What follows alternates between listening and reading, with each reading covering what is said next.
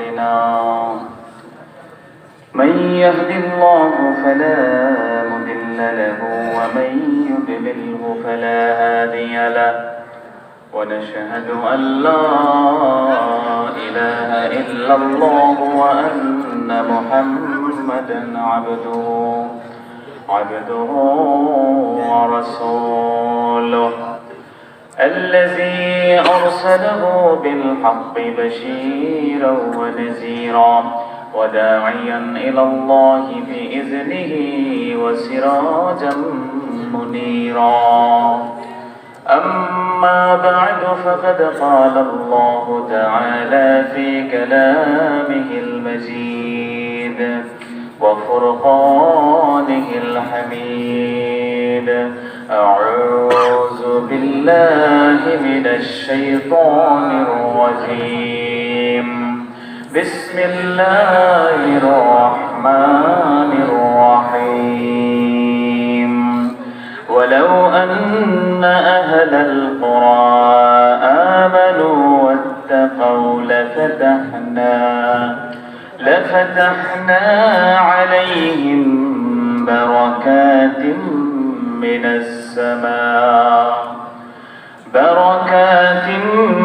السماء والأرض ولكن كذبوا فأخذناهم بما كانوا يكسبون وقال تعالى في شان حبيبه آمرا ومخبرا إن الله وملائكته يصلون على النبي يا أيها الذين آمنوا صلوا عليه وسلموا تسليما اللهم صل على سيدنا مولانا محمد وعلى آله سيدنا مولانا محبতের সাথে জোরে সোরে পড়ুন اللهم صل على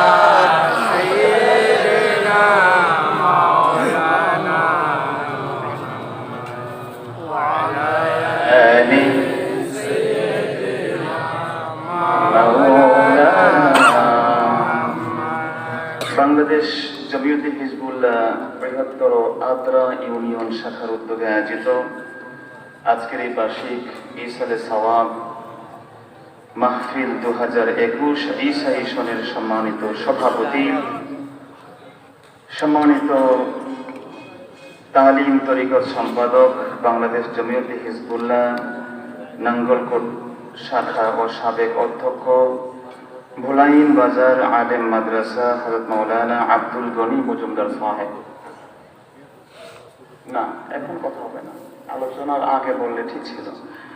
জনাব হযরত উলামায়ে কেরাম, মুআজ্জাজ মুহতারাম, মেহমানানে ইজাম, মুরব্বিয়ানে কেরাম, কলিজার টুকরা আমার যুবক ভাইয়েরা, ছোট্ট সোনামণি শিশু বন্ধুরা, প্রাণপ্রিয় দিনদার পরহেজগার ইমানদার আমার শিক্ষার্থী বন্ধুরা এবং পর্দানিশীল মা এবং বোনেরা যারা আমাদের সাথে যুক্ত আছেন, আপনাদের সবার খেদমতে আলোচনার শুরুতে আরো একবার নিবেদন করছি ইসলামী সম্ভাষণ সশ্রদ্ধ সালাম। আসসালামু আলাইকুম ওয়া রাহমাতুল্লাহি ওয়া বারাকাতুহু। সম্মানিত হাজিরিন, সবার আগে সর্বপ্রথমেই আমরা শুকর গুজার করে নিচ্ছি আল্লাহ রাব্বুল আলামিনের আলিশান দরবারে যে আল্লাহ রাব্বুল আলামিন আজকে আমাদেরকে এই পবিত্র ঈসালে সওয়াবের মাহফিলে হাজির হওয়ার তৌফিক দিয়েছেন। গোটা বিশ্ব যখন কোভিড-19 বা করোনা ভাইরাসের কাছে পরাজিত, একটি ইনভিজিবল অদৃশ্য ভাইরাস গোটা বিশ্বকে থমকে দিয়েছে। এই ভাইরাস গোটা বিশ্বকে আত্মসমর্পণ করতে বাধ্য করেছে। ওই অবস্থায় আমরা আজকে এই মাহফিলে হাজির হতে পেরেছি। আমরা খুশি না বেজার? যারা আমরা খুশি আছি আমরা বিশ্বাস করি এই করোনা ভাইরাস বলি, এই পৃথিবীর যে কোনো রোগ ব্যাধি বলি, যদিও গোটার বিশ্ব আজকে বলছে we are the front fighter, আমরা হচ্ছি সম্মুখ যোদ্ধা, কিন্তু আমরা জানি যুদ্ধ হয় সমানে সমানে। এখানে যে যুদ্ধ, এটা সম্পূর্ণ একটি অসমান যুদ্ধ। বরং আজকের বিশ্ব এটা মেনে নিয়েছে যে এই ভাইরাসের সাথে যুদ্ধ করে পারা যাবে না। কিভাবে ভ্যাকসিন আবিষ্কার করা যায়, যুদ্ধে নামা না লাগে, সেই চিন্তায় তারা ব্যস্ত। এই জন্য আমরা বিশ্বাস করি পৃথিবীর মুসলমান যারা, আমাদের কোনো ভ্যাকসিন বাঁচাতে পারে না, আমরা সাবধান থাকব। আবার কোনো ভ্যাকসিন আমরা যেমন বাঁচাতে পারে না, পৃথিবীতে কোনো ভাইরাস মুসলমানদেরকে মেরে ফেলতে পারে না। মারার আর বাঁচানোর মালিক একজন, জোরে বলেন তিনি কে? আমরা আজকে মাহফিলে যারা হাজির হয়েছি, ওই আল্লাহর উপরে ঈমান, ওই আল্লাহ পাকের উপরে অবিচল আস্থা নিয়ে এই মাহফিলে হাজির হয়েছি, ঠিক কিনা জোরে বলেন? আসুন সে মহামনিবের দরবারে কায়মন বাক্যে হৃদয়ের সবটুকুন আবেগ, উচ্ছ্বাস আর অনুভূতিকে উজাড় করে দিয়ে, হৃদয়ের বদ্ধ কপাটকে উন্মোচন করে দিয়ে, সিংহ শার্দুলের ন্যায়, বাঘের গর্জনের ন্যায় পুরুষোচিত কণ্ঠে, সমস্বরে, সমবাক্যে, ঈমানের তেজে তেজিয়ান হয়ে, ইসলামের বলে বলিয়ান হয়ে সকলে একবার পড়ে নিন কালিমাতুশ শুকর আলহামদুলিল্লাহ। লক্ষ কোটি, তার থেকেও অনেক অনেক অনেক গুণ বেশি দরুদ আর সালাম পাঠ করছি আমাদের প্রিয় নবীর প্রতি, যিনি শামসুদ দুহা, যিনি বদরুদ দুজা, যিনি নূরুল হুদা, যিনি হাবিবে খোদা, যিনি সৈয়দুল কাউনাইনি ওয়াস সাকালাইন, সৈয়দুল আম্বিয়া ওয়াল মুরসালিন, রাসূল রাব্বিল আলামিন, আফতাবে নবুওয়াহ, শাহেনশাহ রিসালাত, সুলতান মদিনা, হুজুর আকরাম, নূর মুজাসসাম, নূরুন আলা নূর, সৈয়দুনা নবিয়ুনা শফিউনা حبيبنا طبيبنا وطبيب قلوبنا وقدوتنا وسندنا ومولانا محمد صلى الله عليه وآله وسلم الرطيب যাকে আল্লাহ রাব্বুল আলামিন টাইটেল দিয়েছেন তিনি সিরাজুম মুনির, তিনি রাউফুর রহিম, তিনি রাহমাতাল লিল আলামিন, যিনি আমাদেরকে কোনোদিন ভুলে যান নাই, এখনো ভুলে থাকেন নাই, তাই আমাদের কঠিন সেই দিনে যিনি আমাদেরকে ভুলে যাবেন আল্লাহ পাক কমিটমেন্ট করেছেন, ওয়ালা সাউফা ইউতিকা রাব্বুকা ফাতারদা। বন্ধু, আমি আপনাকে এমন এক গিফট দিব, ইউ উইল বি স্যাটিসফাইড, আপনি খুশি হয়ে যাবেন। জিজ্ঞেস করা হয়েছে মাতা তারদা, নবী আপনি কখন খুশি হবেন? আল্লাহর হাবিব উত্তর দিয়েছেন, ওয়ালাম আরদা ওয়া ওয়াহিদুম মিন উম্মতি ফিন্নার, আমার একটা গুনাহগার উম্মত যতদিন জাহান্নামে থাকবে আমি আল্লাহর দরবারে খুশির প্রকাশ করব না। যেই নবী আমাদের জন্য এত ভালোবাসা হৃদয়ে গেঁথে রেখেছেন, ওই নবীজির জন্য ভালোবাসা পোষণ করা আমাদের দরকার আছে না নাই? ওই নবীর মতো জীবন গঠন করা দরকার আছে না নাই? একইভাবে এই পৃথিবীর কোন নাস্তিক, পৃথিবীর কোন বেদীন, পৃথিবীর কোন নবী বিদ্বেষী যদি আমার নবীর বিরুদ্ধে কথা বলে, রাসূল পাকের শান ও মানকে খাটো করে, আল্লাহর হাবিবের আরশ চুম্বি মর্যাদা নিয়ে ব্যঙ্গ করে, তার বিরুদ্ধে কে কোন দল, কে কোন পার্টি, কার কে মাসলক, মুসলমান সব ভেদাভেদ ভুলে গিয়ে একসাথে দাঁত ভাঙা জবাব দেওয়ার দরকার আছে না নয়? মুসলমান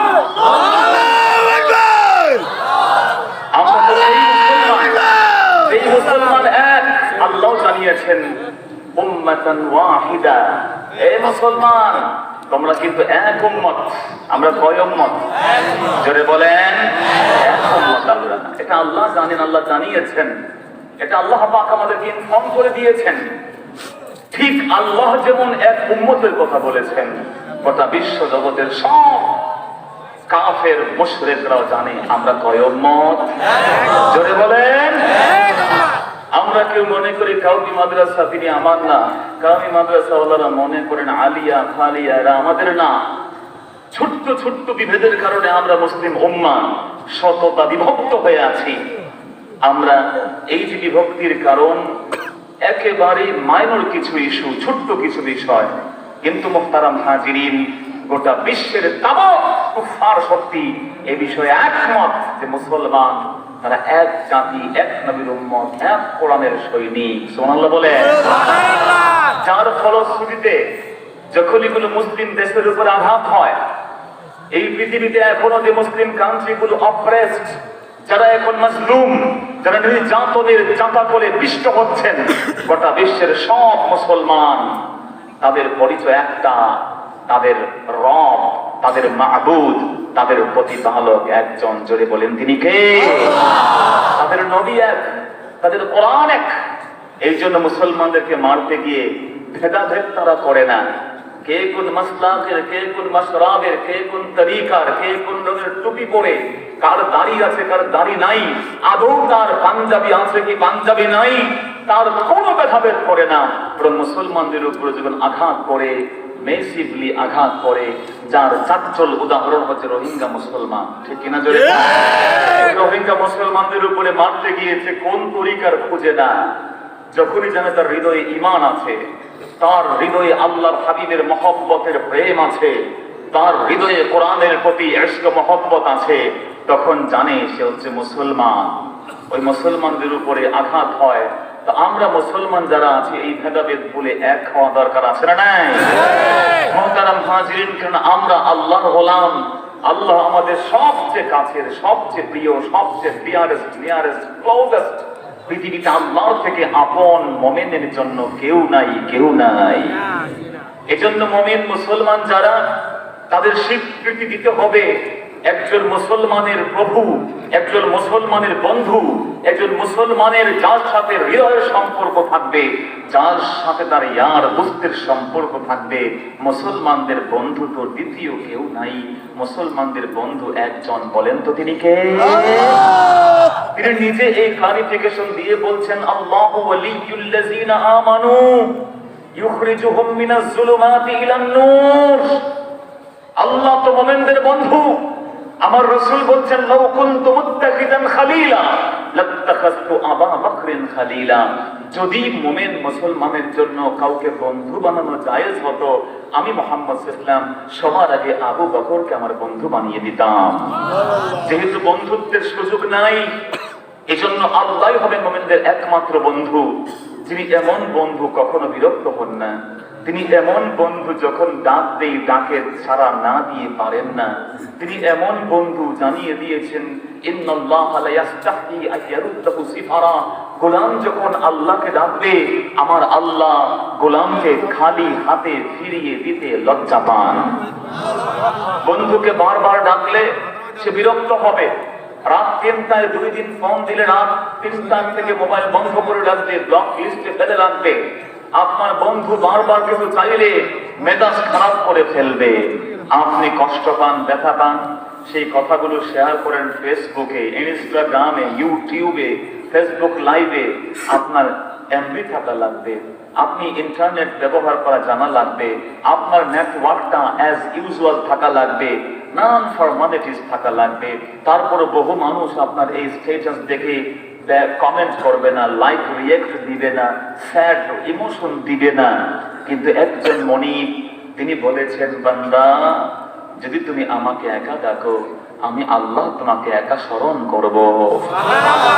যদি তুমি আমাকে কোনো মাজলিসে বসে সবাই মিলে আমি আল্লাহকে স্মরণ করো, আমি এর থেকে বেটার, এর থেকে ভালো একটা মজলিসে তুমি গোলামকে স্মরণ করবো। সুবহানাল্লাহ। যদি তুমি আমার দিকে এক বিঘত এগিয়ে আসো, আমি এক হাত আগায় যাবো।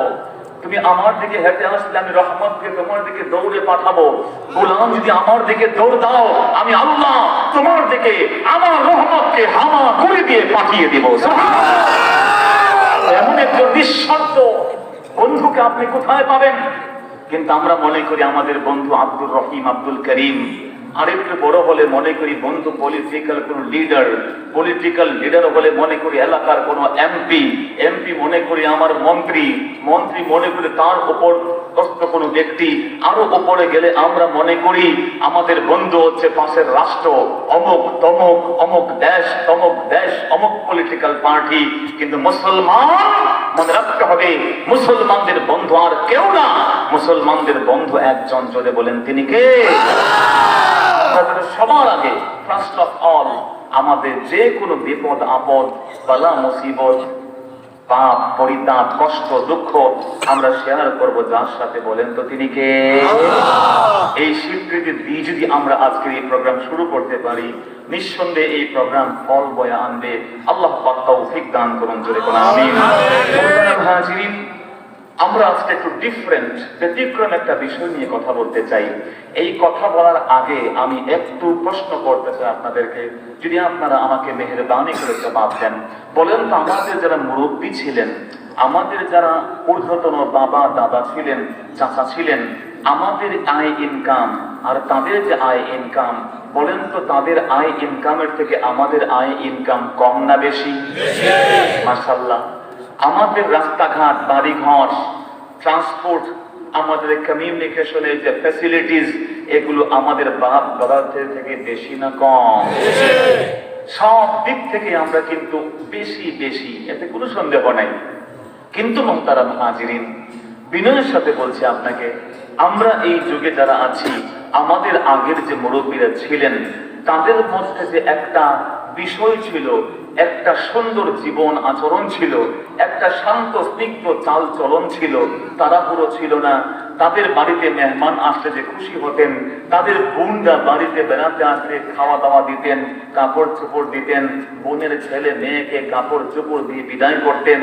এই যে এক মেহমানদারি, এই যে এক ধরনের আনন্দঘন জীবন, এই যে এক ধরনের স্বাদ এবং আহ্লাদের একটি পরিবেশ, ওই পরিবেশটাকে এখন আগের মতো আর আছে?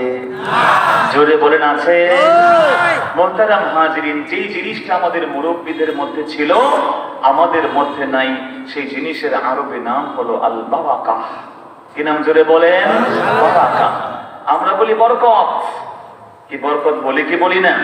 কেউ আমরা বলি লক্ষ্মী, যে এই ড্রাইভারটা আমার লক্ষ্মী, এই মোবাইলটা আমার লক্ষ্মী, এই ক্যামেরাটা আমার লক্ষ্মী, আমার এই দোকানের কর্মচারী আমার লক্ষ্মী, সে যতদিন আছে আমার দোকানে খালি লাভ আর লাভ।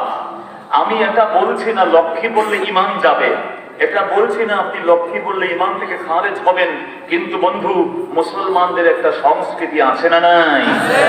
ওই মুসলমানদের যে সংস্কৃতি, সেই সংস্কৃতি ভাষা শিখায়, ওই মুসলমানের সংস্কৃতি সব কিছু শিখায়। ওই মুসলমানের সংস্কৃতি ওয়ার্ল্ড ওয়াইড, ওই মুসলমানের সংস্কৃতি কেবল আরব দেশে না, কেবল বাংলায় না, কেবল এশিয়াতে না, গোটা বিশ্ব জগতে আল্লাহর নবীর সেই সংস্কৃতি চালু আছে না নাই? এই জন্য আমরা সকাল বিকাল দেখা হলে একটাই শব্দ বলি, আসসালামু আলাইকুম, ঠিক কিনা বলে? কিন্তু আল্লাহর এই দুনিয়াতে বহু মানুষ আছে যারা তাদের ভাষায় বিভিন্ন শব্দ প্রয়োগ করে। কেউ বলে good morning, good afternoon, good evening, good night. এই মর্মে ইংল্যান্ডে একটা বিতর্ক হয়েছিল। ইংলিশরা বলল, মুসলমান কেমন শব্দ প্রয়োগ করো, we have variety in our greetings. আমাদের যে গ্রিটিং আছে, আমাদের যে নিজেদের মধ্যে চাল চলন আছে, এর মধ্যে নানান ধরনের শব্দ আছে, ভ্যারাইটি আছে, ভিন্নতা আছে, বাট ইউ গ্রিটিংস তোমাদের নাই। আমরা যখন সকালে দেখা হয়ে বলি গুড মর্নিং, দুপুরে হলে গুড আফটারনুন, রাতে হলে গুড নাইট, সন্ধ্যায় হলে গুড ইভিনিং, ঠিক কিনা বলে? কিন্তু মুসলমান সব সময় বলে আসসালামু আলাইকুম। ডক্টর আহমদ দিদাত, জাকির নায়েক সাহেবের ওস্তাদ ডক্টর জাকির নায়েক কি চিনেন তো আপনারা ভাইরা? আল্লাহ পাক তাকে দ্বীনের জন্য কবুল করুন, জোরে বলুন আমিন। তার ওস্তাদ ছিলেন আহমদ দিদাত।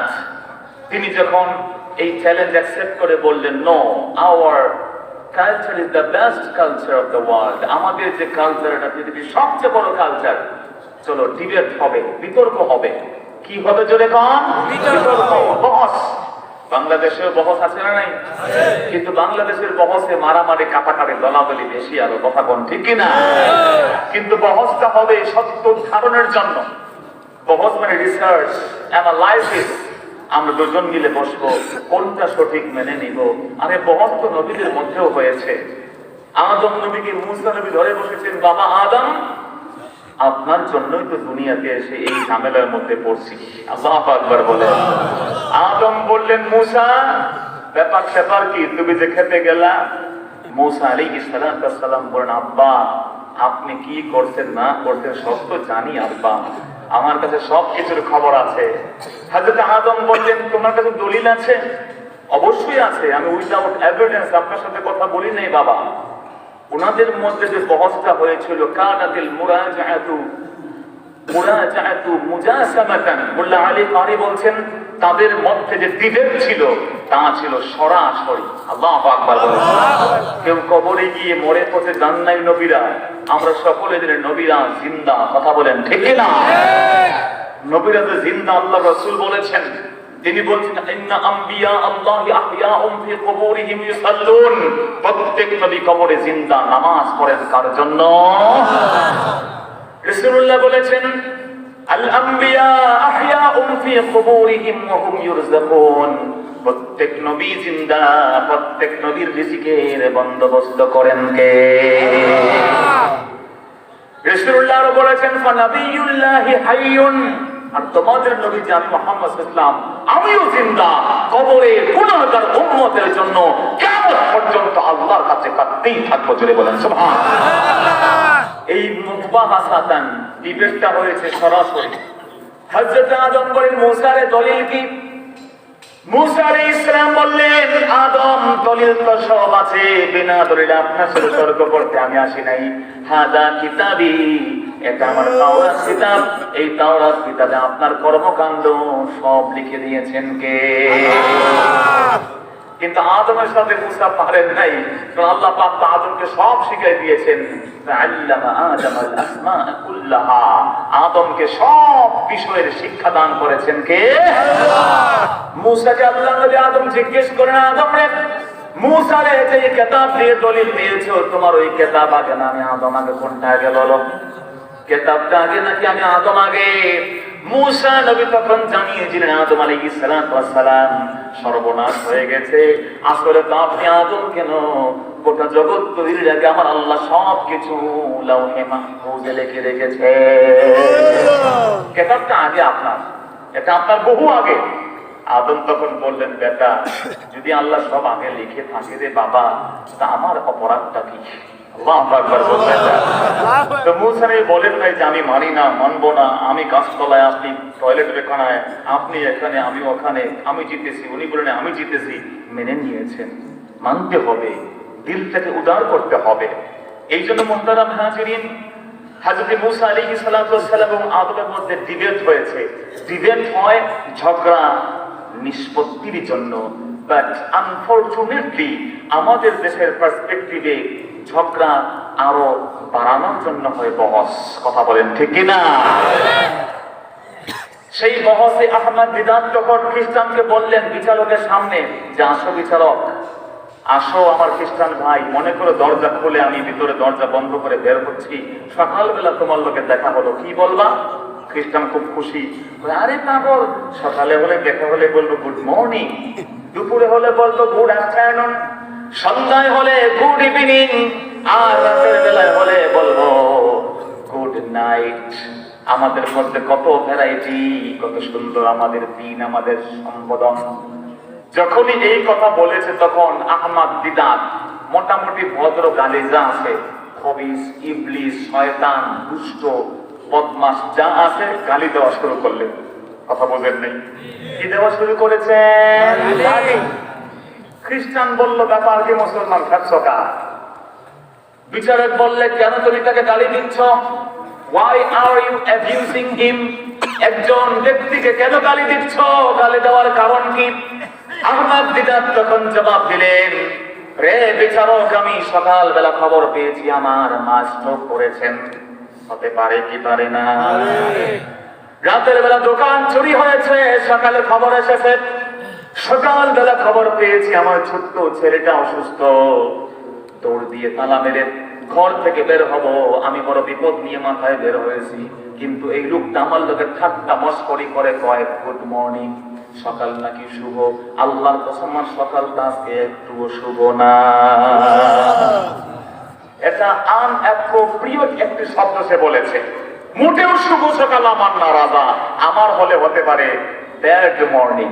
কথা বলেন ঠিক? বিচারক জিজ্ঞেস করলো তুমি হলে কি বলতেন? আহমদ দিদাত সুযোগ পেয়ে বললেন, খোদার কসম করে বলি আল্লাহ রাব্বুল আলামিন তার নবীর মাধ্যমে শিখিয়ে দিয়েছেন, সকালে হোক, বিকেলে হোক, সন্ধ্যায় হোক, রাতে হোক, দুঃখে হোক, কষ্টে হোক, আনন্দে হোক, বেদনায় হোক, মুসলমান বন্ধু বলেন তো শান্তির দরকার আছে না?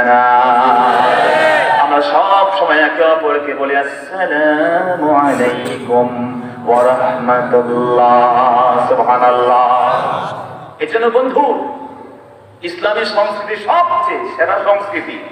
তা আমরা যেই শব্দ প্রয়োগের ক্ষেত্রে we have to be Islamic, আমাদেরকে ইসলামিস্ট হতে হবে। আমরা আমাদের ধর্মের কথা বলবো, উদার আমরা হব, কোন ধর্মকে আমরা কটাক্ষ করব না। আল্লাহ বলছেন লা তাসুবুল্লাযীনা ইয়াদউনা মিন দুনিল্লাহ, আল্লাহকে ছাড়া সরস্বতীকে পূজা করুক, দুর্গাকে ডাকুক, গণেশকে ডাকুক, যাকে সে ডাকুক, খবরদার কোন মূর্তিকে তোমরা গালি দিতে পারবে না। পারবে? কোন মূর্তির গালি দেওয়া যাবে না।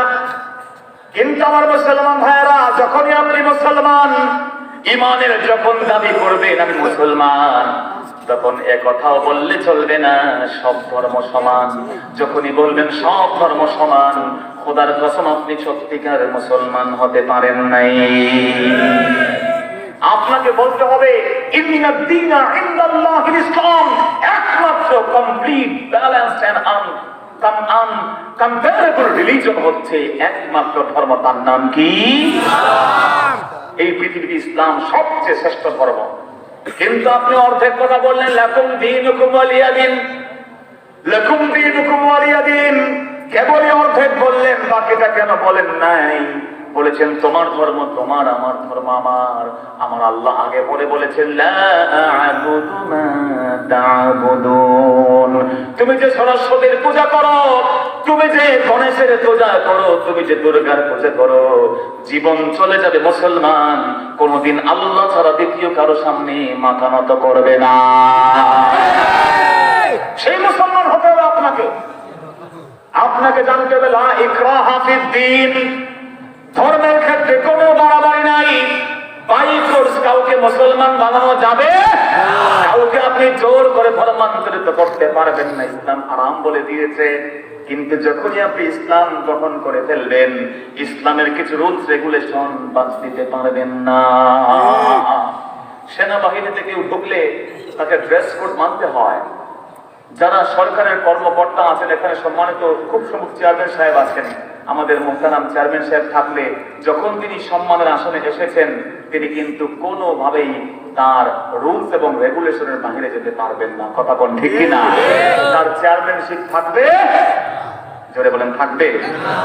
সেনাবাহিনীর লোক, যদি আমরা সরকারের সমালোচনা অনেকেই করি, সরকারের কিছু আসে যায় না, জনগণ যত বলুক কিছু আসে যায় না, কিন্তু পুলিশের আইজি সাহেব, পুলিশের এসপি সাহেব, সেনাবাহিনীর একজন কর্মকর্তা একটু সমালোচনা করলেও খবর আছে না। স্কুলে ভর্তি হন নাই ঠিক আছে, আর যখন স্কুলে ভর্তি হবেন আপনার ড্রেস কোড মানতে হবে। আমরা দারুন নাজাতে পড়াই, আপনি ভর্তি হন না, বহু মানুষ অসুবিধা নেই ভর্তি হয় নাই, কিন্তু যেই ছাত্র আমাদের মাদ্রাসায় পড়বে তাকে গোল পাঞ্জাবি পড়তে হবে, কালো পাগড়ি পরে আলহামদুলিল্লাহ বলেন 4000-এর উপরে ছাত্র দারুন নাজাতে একসাথে জামাতে পাগড়ি পরে নামাজ পড়ে। অনেক কাউমি মাদ্রাসাতে আপনি এই দৃশ্য দেখাতে পারবেন না। তো আমরা দারুন নাজাত বলি, সারসিনা বলি, আপনাদের এখানে যারা মাদ্রাসাগুলো আছে, আমার হুজুর সভাপতি সাহেব যে মাদ্রাসার যে প্রিন্সিপাল ছিলেন, বলেন তো আমাদের যে কোরআন, কাউমি মাদ্রাসার কোরআন কি আলাদা? এখানে যে মেশকাত শরীফ পড়ানো হয়, কাউমি মাদ্রাসার মেশকাত কি আলাদা? তো আমরা তো এক। আপনি জানেন না বলে সমালোচনা করছেন, আপনাকে জানতে হবে, জেনে কথা বলতে হবে। এই জন্য মুহতারাম হাজিরিন, যখনই আপনি ইসলাম গ্রহণ করলেন, তখনই আপনি ব্যারিয়ারের মধ্যে ঢুকে গেলেন। আল্লাহ বলছেন লা ইকরাহা ফিদ-দীন قد تبين الرشد من الغي, অন্ধকার থেকে আলো স্পষ্ট হয়ে গেছে, পথভ্রান্ততা থেকে সুপথটা স্পষ্ট হয়ে গেছে। কিন্তু আপনাকে যেই কাজ করতে হবে তার নাম হলো ফামাইয়াকফুর বিত-তাগুত فمن يكفر بالطاغوت ويؤمن بالله فقد استمسك بالعروة الوثقى প্রথম কাজ হলো তাগুতকে মাইনাস করতে হবে। প্রথম কাজ হলো আমার আল্লাহ ছাড়া যত বিধান, আল্লাহ ছাড়া যত কানুন, আল্লাহর বিরুদ্ধে যত শক্তি আছে সবগুলোকে লাথি মেরে আগে ডাস্টবিনে ফেলতে হবে। যদি আপনি তাগুতের অনুসরণ করেন, তাগুত মানে শয়তান, তাগুত মানে হলো আল্লাহর বিরোধী চক্র, তাগুত মানে হলো এই পৃথিবীর যে ব্যবস্থা চলছে আল্লাহর বিধানের বিপরীতে, ওই বিপরীত সব বিধানকে মাইনাস করতে হবে। তারপরে বলতে হবে ওয়ায়ুমিন বিল্লাহ। আগে আপনি তাগুতকে মাইনাস করতে হবে। আপনি হোটেলে গিয়ে শরাব খাবেন, আপনার বিজনেস চলবে সুদের উপরে, আপনি মারবেন, ধরবেন, অত্যাচার নির্যাতন করবেন, আর মসজিদে গিয়ে বলবেন আমানতু বিল্লাহ, আমানতু বিল্লাহ। আমার বন্ধু মাদ্রাসায় এসে বলবেন আমানতু বিল্লাহ। খোদার কসম আপনি ইসলামের রজ্জুকে শক্ত করে ধরতে পারলেন না। আপনাকে আগে ওটাকে মাইনাস করতে হবে। ফামাই ইয়াকফুর বিত-তাগুত। কিন্তু আপনি যে মনে করেন না না মসজিদ में जाके नमाज पढ़ो, होटल पे शराब पियो, ताकि रहमान भी खुश रहो, शैतान भी नाराज ना हो। যদি মনে করেন মসজিদে গিয়ে নামাজ পড়লাম আর হোটেলে গিয়ে শরাব খাইলাম, আরে শরাব তো পাকিস্তান থেকে কেউ এসে খায় না, ইংল্যান্ড থেকে এসে কেউ খায় না, শরাব তো আমার বন্ধু ভারত আর আমেরিকা থেকে কেউ খায় না। ঢাকা শহরে গত এক মাসে ৩৫ জন ব্যক্তি ভেজাল মদ খেয়ে মারা গেছে। আসলটা খায় নাই, খাইছে নকলটা। ভালোটা খাইয়া মরলে তো বলতে পারতো যে ভালোটা খাইয়া মরছি ভাই, মদ খাইছে কোনটা? নকলটা। নাউজুবিল্লাহ বলবেন না ভাই? এই জন্য মুহতারাম হাজিরিন, যদি আপনি ইসলাম মানেন ভ্যালেন্টাইন ডে কে লাথি মারতে হবে, কথা বলেন ঠিক কিনা? যদি আপনি ইসলামকে মানেন তাহলে 31 নাইকে লাথি মেরে ডাস্টবিনে ফেলতেই হবে। কিন্তু আপনি ভ্যালেন্টাইন ডে কি জানেনই না, সেন্ট ভ্যালেন্টাইন কে ছিল তার ইতিহাস জানা নাই, শুনছেন ভালোবাসা দিবস, দৌড় দিয়ে লাফিয়ে পড়েছেন। না না না, ভ্যালেন্টাইন ছিল একজন গির্জার যাজক। কি ছিল জোরে কোন? যাজক। যখন সেই সময়ের কপটীরা, প্রেমিক প্রেমিকারা, কাপল যখন অবৈধ কর্ম করতে পারতো না, সে বলল আমি আছি, আমার এই চার্চ, এই গির্জা, ইটস ওপেন ফর ইউ, তোমাদের জন্য একটা ওপেন আছে, যেটা এখনো আছে গোটা বিশ্বে। আমেরিকাতে বলেন, ইংল্যান্ডে বলেন, বিভিন্ন গির্জায় ড্রিঙ্কের ব্যবস্থা আছে। নাউজুবিল্লাহ বলবেন না? ওয়াইন রেখে দেয়, জিজ্ঞেস করা হয় why are you putting these illegal things? কেন তোমরা এই সমস্ত অবৈধ জিনিসগুলো তোমাদের চার্চে রেখে দিয়েছো? তারা বলে আমাদের চার্চে আমাদের সন্তানরা আসতে চায় না, একটু ড্রিঙ্কের ব্যবস্থা করি, একটু ড্যান্সের ব্যবস্থা করলে ওরা এখানে এসে কাল হয়ে পড়ে থাকবে, গির্জা আবাদ হবে না। আর মুসলমানের সন্তানকে জায়গা দেওয়া যায় না। ইংল্যান্ড আমেরিকাতে এমন মসজিদ আছে, একটা মসজিদে জুমার নামাজ একবার দুইবার না, কমপক্ষে 3 বার আদায় করা হয়। মুসলমানের সন্তান মসজিদে জায়গা পায় না, জায়গা পায় না, ধুলো মাখা, বালি মাখা, বরফ পড়ছে এমন এক মদিনে, যখনই জায়গা পায় সেখানে শ্রদ্ধা করে খুশি করে একজনকে, তিনি কে? আল্লাহ পাক তাম জমিনকে মুসলমানদের জন্য মসজিদ বানাই দিয়েছেন। সুবহানাল্লাহ বলবেন না? এই জন্য মুসলমান ভাইয়েরা আমার, আগে তাগুতকে মাইনাস। যেমন দেখেন আমরা বলি লা ইলাহা ইল্লাল্লাহ, আমাদের কালিমা তাওহীদকে লা ইলাহা ইল্লাল্লাহ, আগে মাইনাস। লা ইলাহা, কোন ইলাহ নাই, কোন জীবনদাতা নাই, কোন বিধানদাতা নাই, রিজিকের মালিক কেউ নাই, বাঁচানোর মালিক কেউ নাই, মেরে ফেলার মালিক কেউ নাই, ক্ষমতায় বসানোর মালিক কেউ নাই, ক্ষমতা থেকে সরানোর মালিক কেউ নাই, সব কিছুর মালিক যিনি, জোরে বলেন তিনি কে?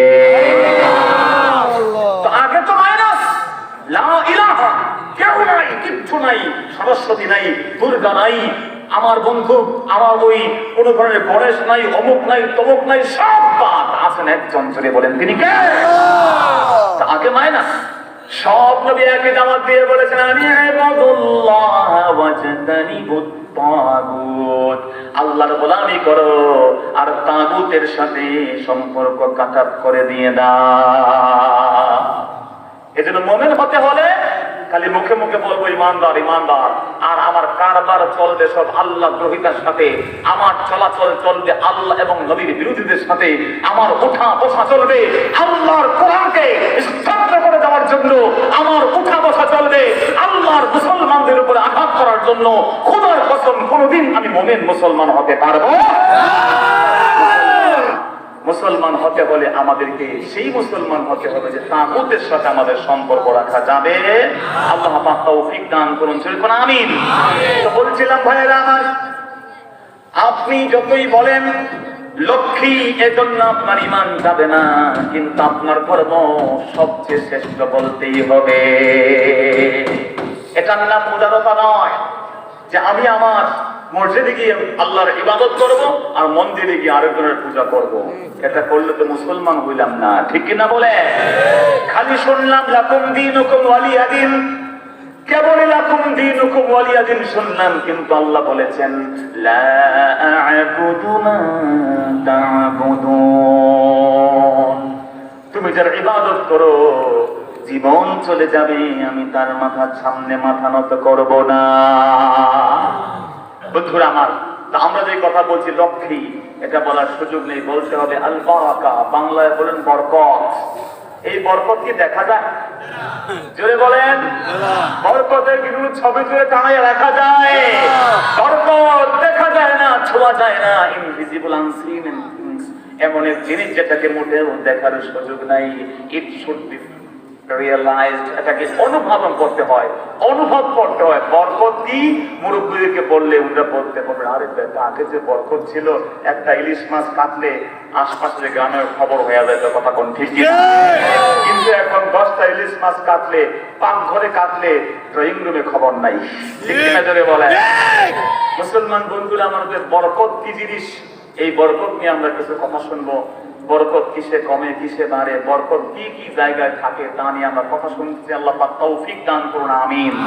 আমরা যে আজকে ল্যাক অফ বারাকা, বরকতের কমতির মধ্যে আছি, তা থেকে আমাদের বাঁচা দরকার আছে না নাই? এজন্য আমরা একটা আয়াত শুনেছি, সূরাতুল আ'রাফের 96 নম্বর আয়াত। আমার আল্লাহ বলছেন ওয়ালাউ আন্না আহলাল কুরা আমানু, যদি কোন এলাকার মানুষ ঈমান আনতো, ওয়াত্তাকাও, 2 নম্বর কাজ আল্লাহকে ভয় করত, লাফাতাহনা আলাইহিম বারাকাতিম মিনাস সামাই ওয়াল আরদ, যদি কোন জনপদের মানুষ আমি আল্লাহর উপর ঈমান আনতো এবং আমি আল্লাহকে ভয় করত, আমি আল্লাহ জানিয়ে দিলাম আমার এই গোলামদের জন্য আমি আল্লাহ আসমান এবং জমিনের বরকতের দরজাগুলো খুলে দিয়ে দিতাম। বন্ধুরা আমার, সেই বরকত দেখা যায় না। বরকত আর অধিকাংশের মনে সম্পদ এক জিনিস নয়, বরকত জিনিসটা অদেখা এক বরকত, যে জিনিসটাকে আপনি উপলব্ধি করতে পারবেন। সুবহানাল্লাহ। এজন্য বরকত এটা ইন্টারনাল বিষয়। বলা হচ্ছে আল বারাকা আন-নামা ওয়া জিয়াদা আদ-দাইমা, বরকত বলা হয় স্থায়ী বৃদ্ধি পাওয়া। কিন্তু পৃথিবীর যত মানুষ আছে, খেয়াল করেন, পৃথিবীর আমরা যারা আছি মুসলিম উম্মাহ, আমরা বিদেশিদের দিকে তাকাই, ইউরোপ আমেরিকার দিকে তাকাই, চীন, জাপান, অস্ট্রেলিয়ার দিকে তাকাই, নেদারল্যান্ডের দিকে তাকাই, আমরা দেখবো তাদের কাছে সব সম্পদ, সব সুখ শান্তি তারা। কথা কোন ঠিক কিনা? তারা বলবে সব টাকা পয়সা আমেরিকায়, সব সম্পদ ইউরোপে, সব সভ্যতা ইউরোপে, সব কিছু তারা নিয়ে গেছে, তাহলে বরকত পেলাম কই? তারা তো বেদিন, বেঈমান। আল্লাহ বলছেন ওয়ালাউ আন্না আহলাল কুরআন আমানু ওয়াত্তাকাউ লাফাতাহনা আলাইহিম বারাকাতিন মিনাস সামাই ওয়াল আরদ, ঈমান আনলে তাকে আল্লাহ বরকত দিবেন।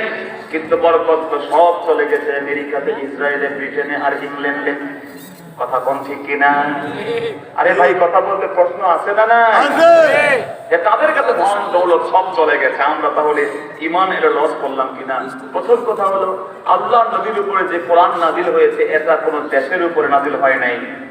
কোরআনুল কারীম কোন ভাষার উপরে নয়, কোরআনুল কারীম কোন রঙের মানুষের উপরে নয়, কোরআনুল কারীম নির্দিষ্ট কোন জাতির উপরে নয়, বরং আমার নবীকে গোটা বিশ্ব জগতের নবী করে পাঠিয়ে দিয়েছেন কে?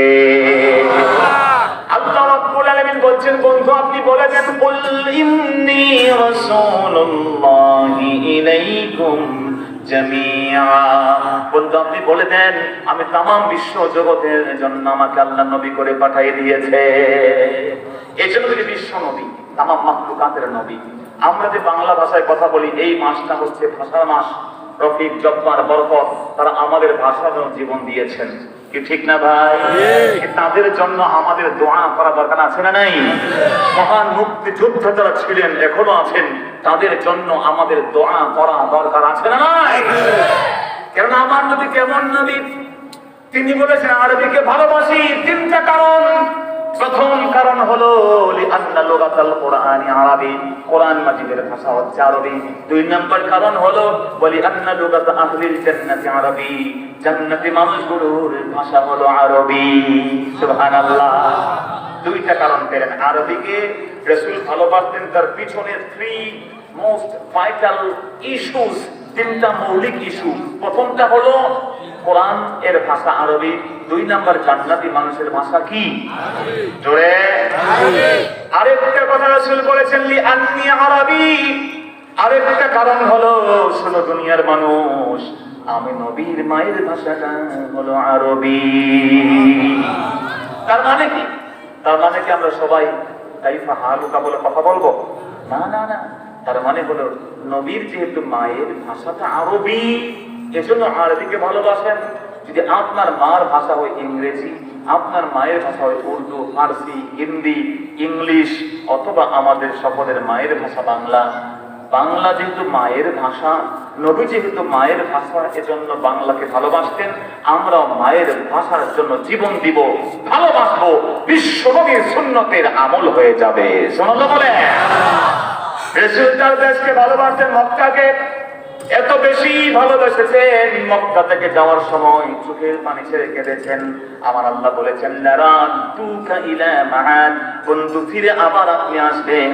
আমি আল্লাহ আমার কসম করে বললাম, বন্ধু আবার আপনাকে আপনার দেশে ফিরিয়ে দিয়ে দিব। মক্কা থেকে আল্লাহ নবী গিয়ে মক্কাকে ভুলেন নাই, বারবার আকাশের দিকে তাকিয়েছেন।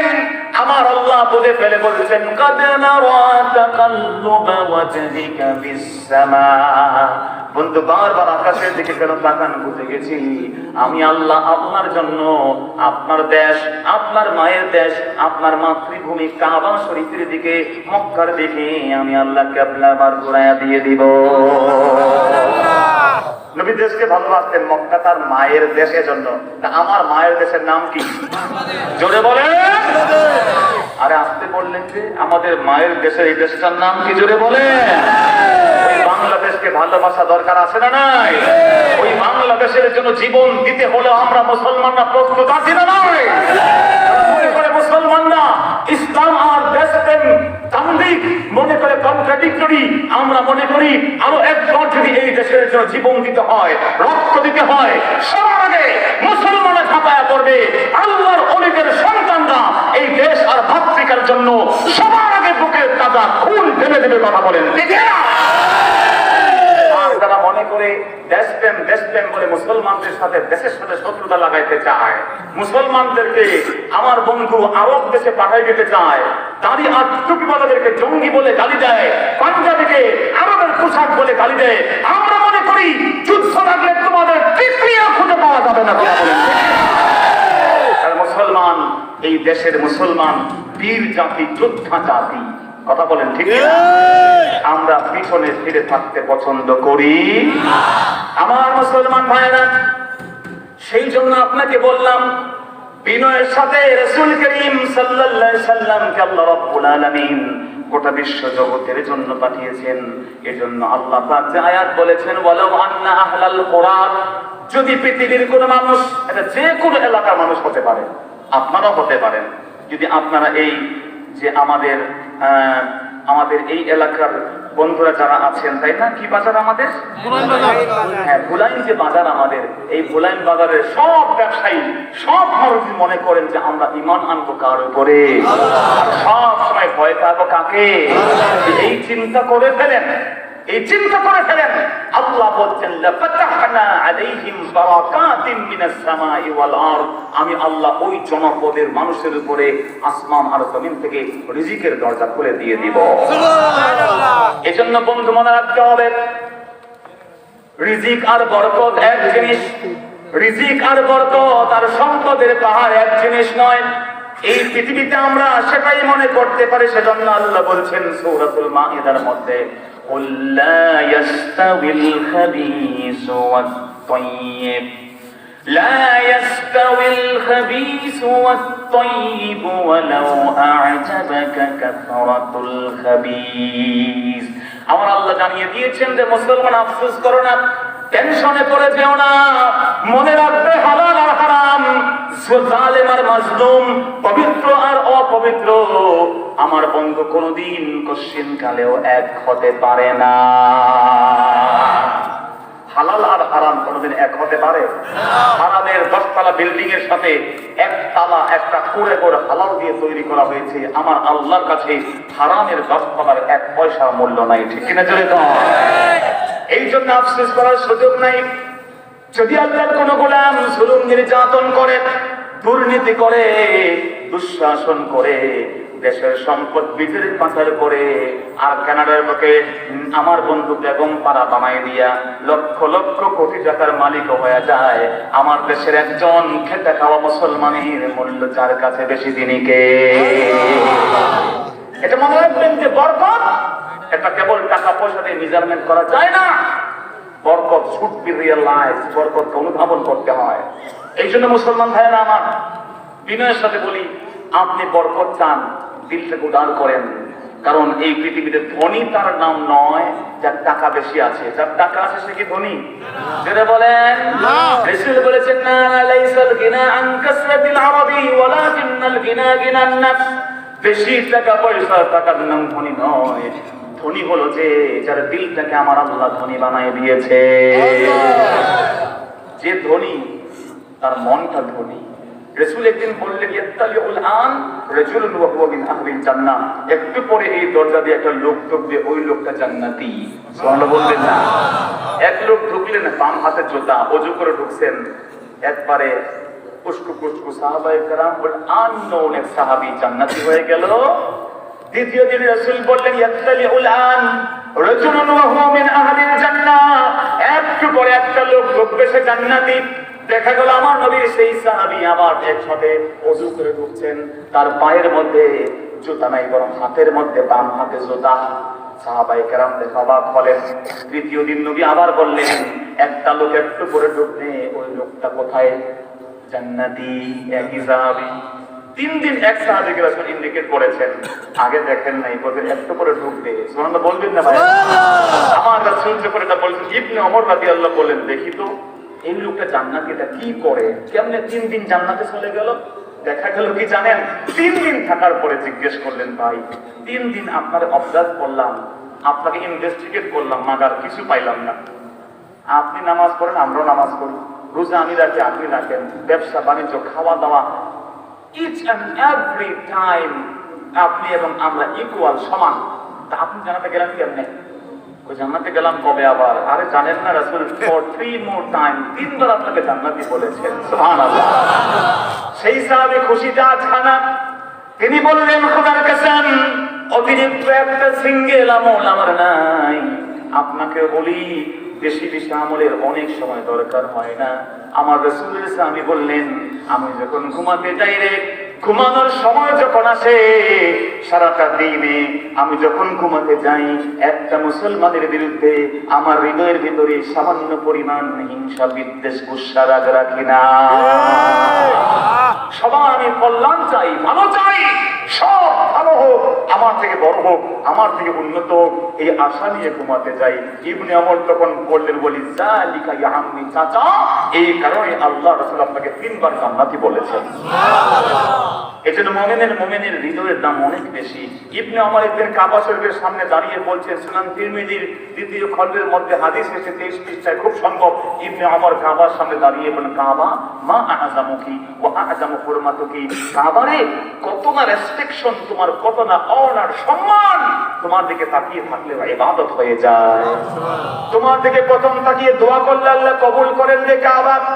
কিন্তু আমি ওমরের বেটা নবীর প্রিয় সাহাবী বললাম, ওয়াল মুমিনু আ'যামু মিনকি আও মিন হুরমাতিক, আমার আল্লাহর কাছে তুমি কাবার মূল্য অনেক হতে পারে, কিন্তু একজন সচ্চা দিল ওয়ালা মুমিনের মূল্য তুমি কাবার থেকে আল্লাহর কাছে অনেক বেশি। সুবহানাল্লাহ। এজন্য আপনি মানুষকে ক্ষমা করতে শিখেন। যে আপনি মানুষকে ক্ষমা করতে না শিখেন, আপনি আল্লাহর কাছে ক্ষমা চাইবেন কেমনে ভাই?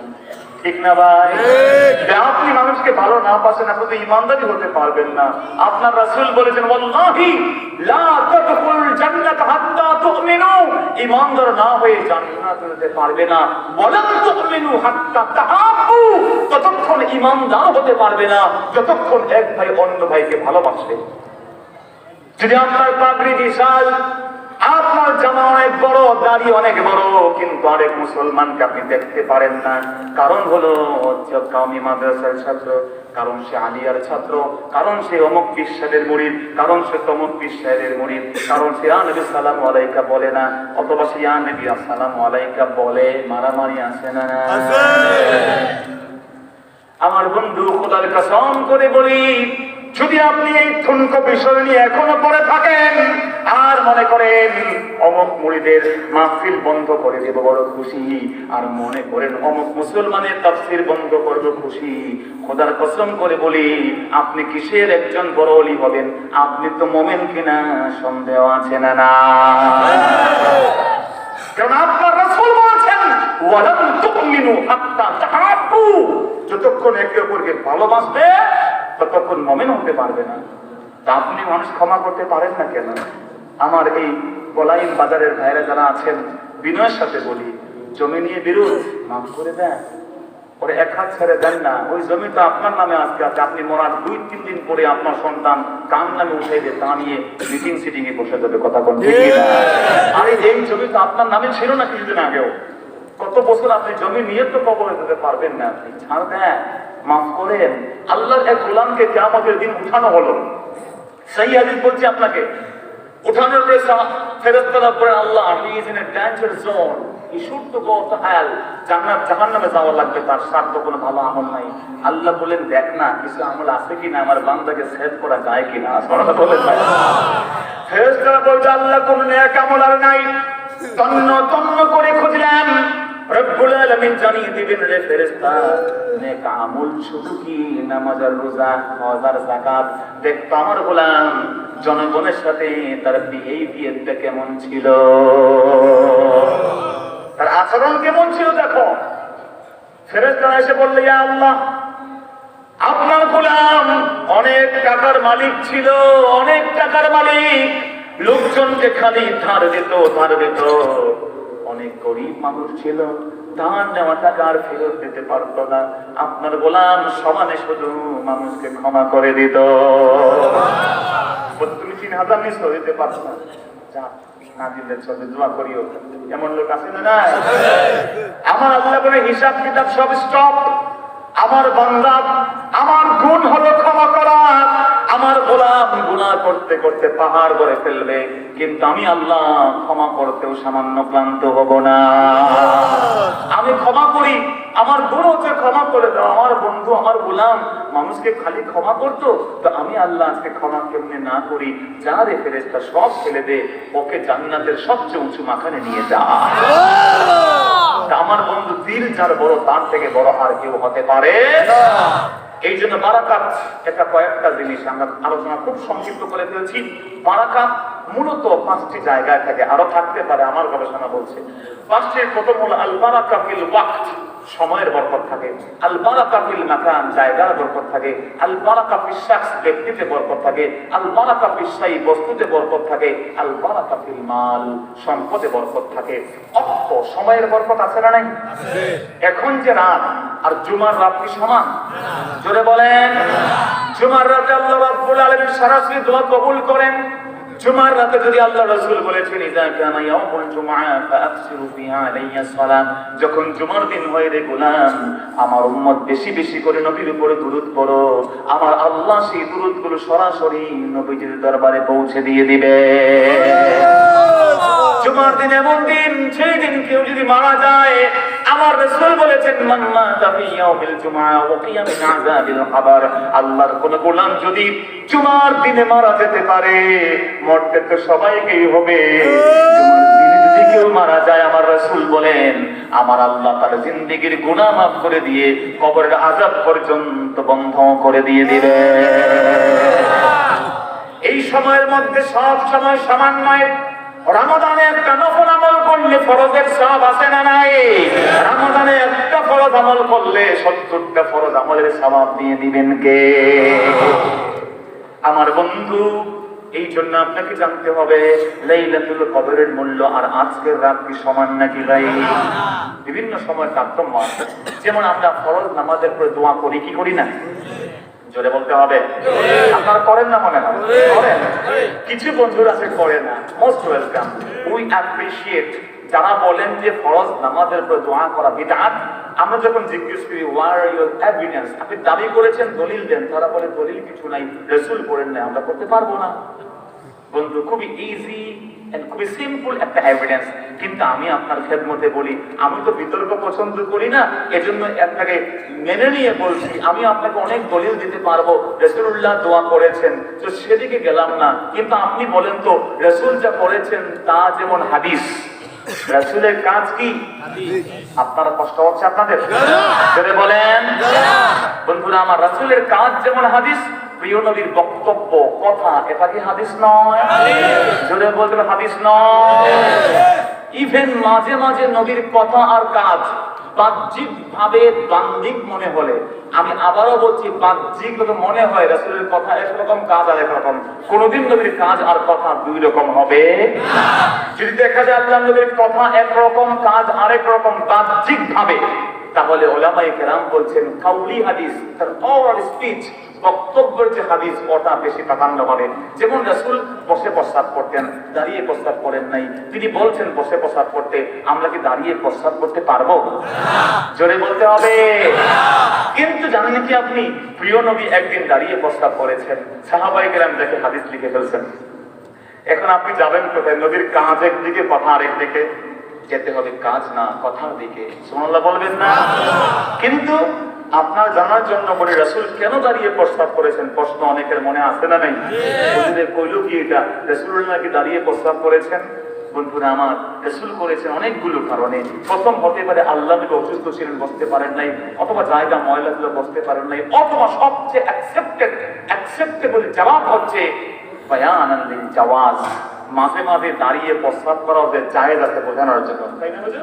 হ্যাঁ, যেমন দেখেন আপনি গেছেন পাবলিক টয়লেটে, মাশাআল্লাহ হাই কমোড দিয়ে রাখছে, এমন সিটিং চেম্বারটা মাথায় কইছে, খালি কি মিলাল খুবুসি ওয়াল খাবাইস, জিন শয়তান, মানুষ শয়তান তো কিন্তু আছে না নাই? এরা ঠিক মতো মানুষের জন্য ঠিকঠাক মতো প্রস্তাব করা ভালো লাগবে, এই চিন্তা তাদের নাই, চেনটা খুলে ছেড়ে দেয়। কথা কোন ঠিক না? আরে ভাই, আপনি গিয়ে দেখলেন সিটিং চেম্বারটা মাখানো, আপনি তো মুসলমান মানুষ, আল্লাহর ওলি মানুষ, কি ওর মধ্যে বসতে পারবেন? এটা কি প্রস্তাব না? পানি বুঝবেন কেমনে? বসলে তো আপনার পাশা, নিতম্ব, আপনার পিসকুল সব কিন্তু কি হয়ে যাবে? মাখামাখি, নাপাক হয়ে যেতেও পারে। সেই অবস্থায় আপনি বিপদে পড়েছেন, প্রস্তাবের ব্যাগও আছে, আপনি তো আটকাতে পারবেন না। দাঁড়িয়ে প্রস্তাব করা হারাম সেই সময় নয়, এটা বোঝানোর জন্য একদিন জীবনে দাঁড়িয়ে প্রস্তাব করেছেন। সুবহানাল্লাহ বলবেন না ভাই? বিমানে উঠবেন, ডোমেস্টিক ফ্লাইটে, চেয়ারম্যান সাহেব ভালো বলতে পারবেন যে আপনার ডোমেস্টিক ফ্লাইটে এত ছোট্ট কনজাস্টেড বাথরুমে একটু মোটা মানুষ তো বসতে পারবে না ভাই। বা গেছেন ইন্ডিয়াতে, একটা থালা বাটি দিয়ে রাখছে, কথা কোন আছে না? নেই। আমাদের দেশেও তো এখন আছে, ওয়েস্টার্ন কালচারে অভ্যস্ত হতে হতে স্কিন টাইট ওয়ালা